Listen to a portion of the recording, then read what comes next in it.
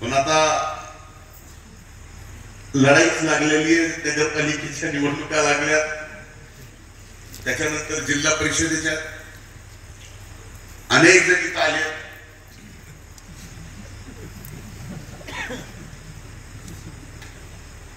निवडणुका लढायच्या इच्छा आहे.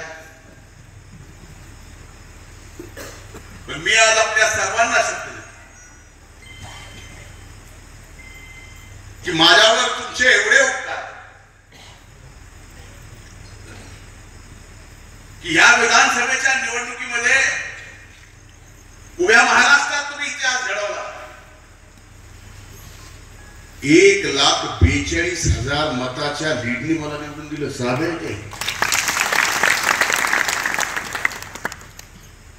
भलेही लीडला, पण महाराष्ट्रात 3ऱ्या नंबरला असतो. पण मत घ्यायला 1 नंबरला महाराष्ट्रात आपण 1,95,000 मत आपल्याला या ठिकाणी तुमच्या कृपाशीर्वादानं.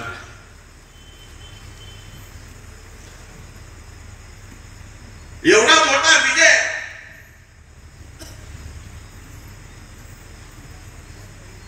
या मतदारसंघातल्या मायबाप जनतेने दिला. हा विजय सुद्धा आपल्याला साजरा करता आला. महाराष्ट्रात सत्ता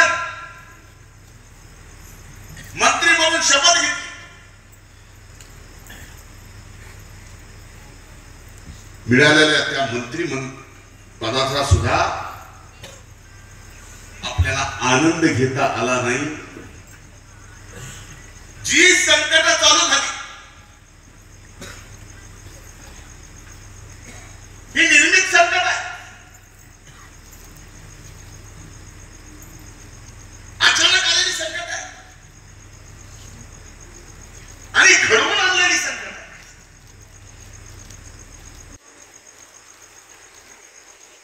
आणि घडवून आणलेल्या संकटामधून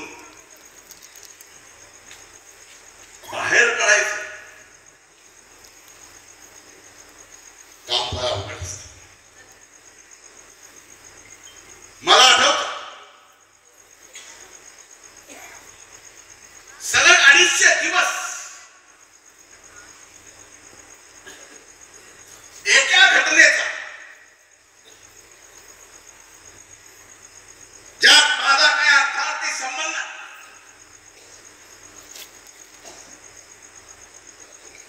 250 दिवस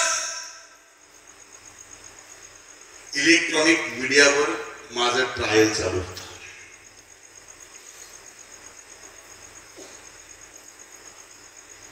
मी कुठल्याही माध्यमाला बोलत नव्हतो. मला काय बोलायला येत नव्हतं अशातला भाग नाही. 250 दिवसात दोनदा मारता वाचलो.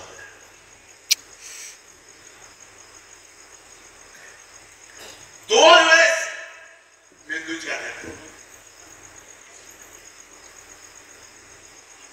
शेवटी आज मी तुमच्या समोर आहे.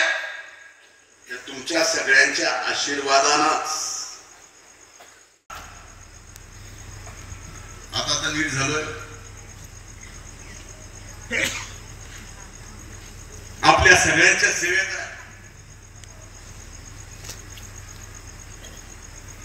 आणि निबाण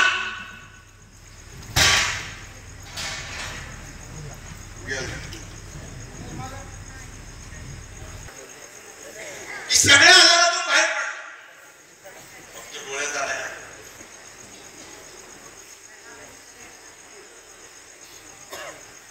एक महिन्यानंतर या इलेक्शन पार पडल्यानंतर एखाद्याची तब्येत कशी असते ती सुद्धा तुम्ही बघता. एवढ्यात आहे. अरे कशासाठी? फक्त आणि फक्त तुमची सेवा करायची. तुमच्या सेवेच्या पलीकडे दुसरं काही नाही.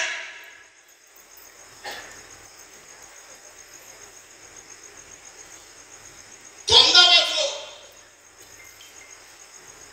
एवढ्यासाठी देवाने वाचवलं की बाबा रे, अनेक जणाची अनेक असंख्य लोकांचे आशीर्वाद तुझ्या पाठीमागे जरी असले,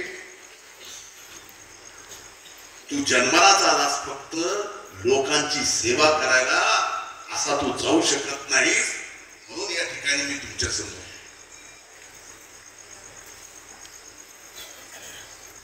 काय संकट आले, कोण काय माझ्या विरोधात बोललं, एक व्यक्ती म्हणून माझ्या विरोधात कुणी कितीही बोला,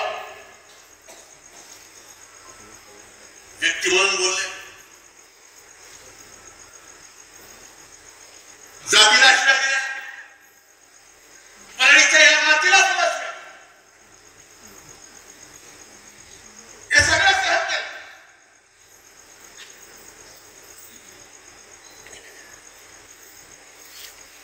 पण शेवटी तुम्ही एवढं खंबीरपणानं माझ्या पाठीमागे उभं होता.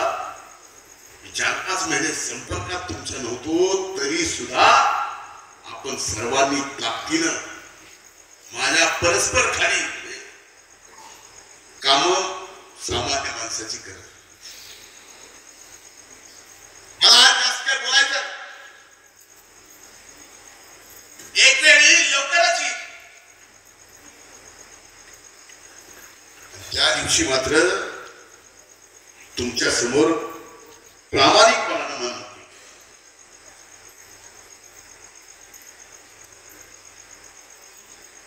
मला अभिमान वाटतो समजत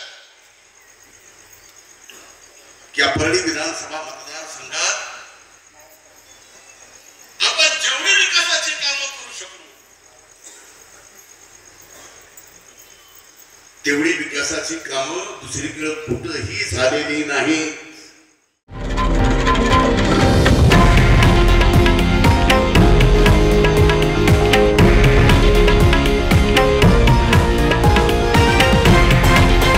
हे आहे देशातील नंबर 1 न्यूज नेटवर्क आणि आपण पाहत आहात TV9 मराठी, एकमेव.